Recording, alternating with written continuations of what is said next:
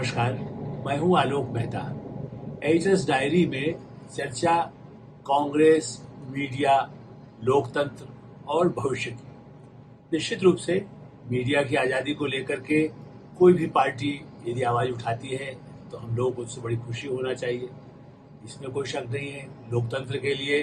सारे ही लोग, पूरा भारतवर्ष या दुनिया में भी यदि आवाज़ उठती है तो लोकतंत्र के लिए उठती है। और इसलिए इन दिनों या पिछले कुछ समय से कहना चाहिए, कुछ वर्षों से ही कांग्रेस पार्टी को मीडिया की आज़ादी को लेकर के बड़ी चिंता है। राहुल गांधी विदेश में भी जाकर के इस बात को बहुत जोरदार ढंग से उठाते हैं कि भाई मीडिया तो उसकी आज़ादी बिल्कुल नष्ट हो गई है, खतरे में पड़ गई है। प्रधानमंत्री नरेंद्र मोदी और उनकी पार्टी, उनकी सरकार बाकायदा सबको दबा रखा है, हमारी आवाज़ पहुंच नहीं रही है।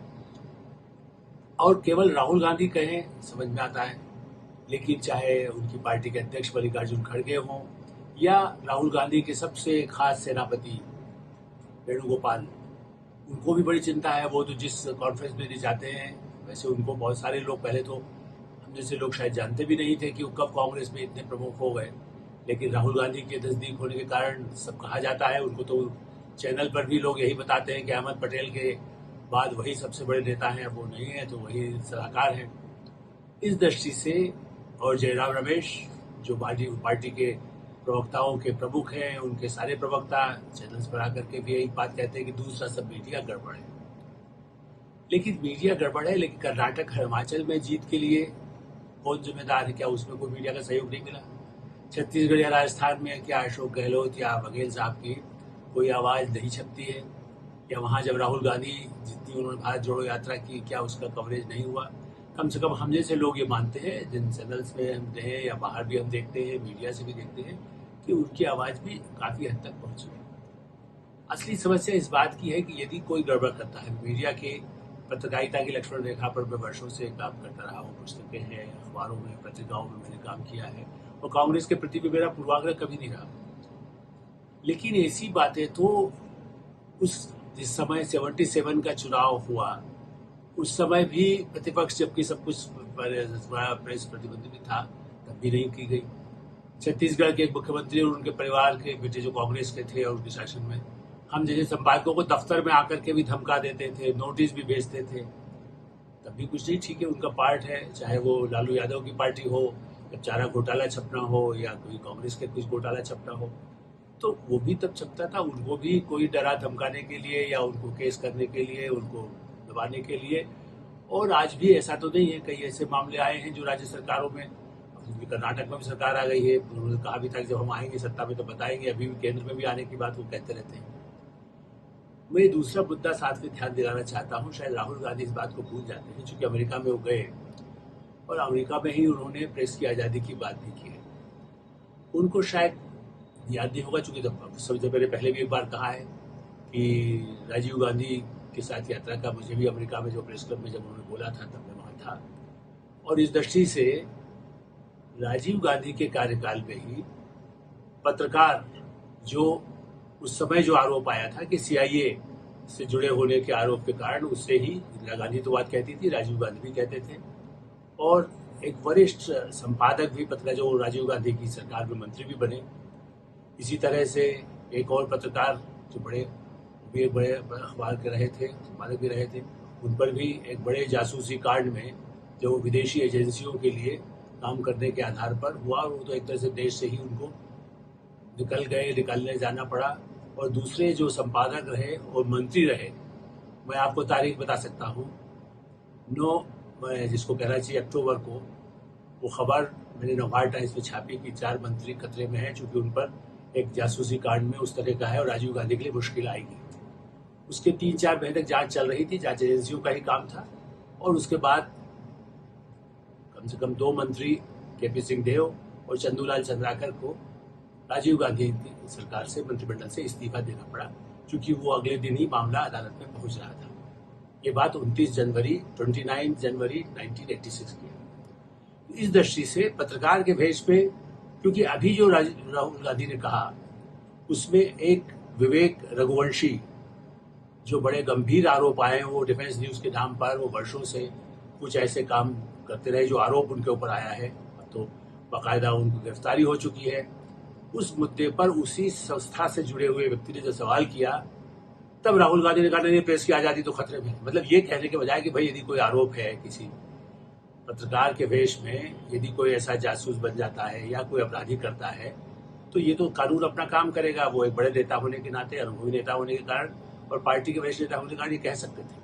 लेकिन उन्होंने जासूसी के मामले में फंसे हुए व्यक्ति के जवाब में ये कहा कि नहीं, ये तो एक मामला है, लेकिन वहां तो प्रेस की आजादी, मतलब हर एक को उन्होंने सबको बराबर कर दिया। यदि मान लीजिए सरकार की कहीं पर, बीजेपी सरकार या कहीं से उसके ऊपर कोई कार्रवाई होती है या किसी जांच एजेंसी से,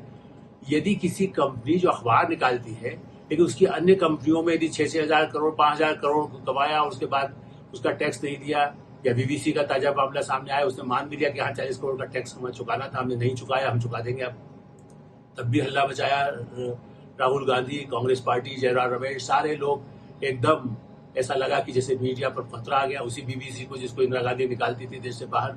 उसी बीबीसी को जिसके लिए कभी सरकार बड़ी नाराज कांग्रेस की भी रहती थी। लेकिन इस समय चूंकि उनको लगता है कि नहीं, सरकार बड़ी जाति कर रही है, जांच कर रही है। जांच एजेंसियों का काम, जैसा मैंने कहा, विवेक रघुवंशी, इसके पहले एक राजीव शर्मा थे जो बड़े कुछ पत्रिकाओं में भी रहे, प्रमुख पत्रिकाओं में भी रहे, लेकिन बाद में पता चला कोई चीन के लिए जासूसी करने में उनका पूरा वो मामला मिला, आरोप हुआ, गिरफ्तार हुए, जेल हुए। इसी तरह से विवेक रघुवंशी को गिरफ्तार किया गया है, तो उसको डिफेंड करने के लिए पूरी प्रेस की आजादी का मुद्दा कैसे उठा सकते हैं? और अमेरिका में जिस संस्था के लिए काम कर रहे हैं वो तो निश्चय वो भी कहीं न कहीं इस तरह कहीं कोई सीआईए सिर पर बोर्ड थोड़ी लगाता है। पीलू मोदी से लगाकर व्यक्ति व्यंग के रूप में आ जाते थे कि आई एम सीआईए एजेंट। वो सीआईए के नहीं थे, लेकिन उन्होंने कहा कि उस समय सीआईए की बहुत चर्चा होती थी, तो उनका क्या हम है। इस दृष्टि से ऐसे लोग जो मीडिया की, राहुल गांधी तो कैसे भूल जाते हैं, राजीव गांधी जिनका सारा देश उनको मानता था, प्रधानमंत्री रहे, और उस समय उनके साथ उन पर जो हमला हुआ तो वो पत्रकार के पेश में वहां पहुंची थी जो महिला, जिसने उनको, मैंने इसको कहना चाहिए कि उनकी मृत्यु हुई, उन पर जो इस तरह से उनकी हत्या की गई लिट्टे के दाम से, लेकिन वो तो पत्रकार के वेश में गई थी। तो पत्रकार के वेश में रावण जो है वो कोई राक्षस के रूप में थोड़ी गया था। चाहे वो रामायण काल की बात करें या जिसको कहें कि श्री कृष्ण काल की बात करें, तो उसमें भी यदि ऐसे पूतना आती थी तो कहाँ से वो बाकायदा सामान्य नहीं, उसके बाद उसका राक्षस का रूप लेकर के नहीं आती थी। तो पत्रकार भी गड़बड़ हो सकते हैं। जैसे वो आरोप लगाते हैं भाई आप बिक गए। भाई सवाल ये है कि सभी नहीं बिक गए, फिर वो किसी खास से दल में यदि जाते हैं, वेणुगोपाल तो कहते हैं अरे आप ऐसा सवाल मत करिए, दूसरा करता है, मतलब तुम हमारे, दूसरा हमारा कौन, मतलब ये मेरा तेरा, मेरा पक्ष विपक्ष यदि कहते हैं, तो इस तरह से प्रेस की आजादी, आचार संहिता हो, जिस पर भी किया हो, यदि वो किसी सरकार से, बीजेपी सरकार से यदि कोई गलत फायदा उठा करके अरबों रुपए कमाया है तो उस पर भी कार्रवाई हो। कांग्रेस की सरकार में कोई गड़बड़ करके कुछ करता है या कोई विदेशी एजेंसियों के लिए, विदेशी शक्तियों के लिए, चाहे वो चीन हो, चाहे वो दूसरे देश की एजेंसियां हो, यदि वो करती है, आईएसआई से रिलेटेड हो, सीआईए से रिलेटेड हो, केजीबी से रिलेटेड हो, यदि इसके प्रमाण मिलते हैं तो उस पर कार्रवाई करने में कम से कम कांग्रेस को उसे संपूर्ण भारत की मीडिया की आजादी का सवाल उठा करके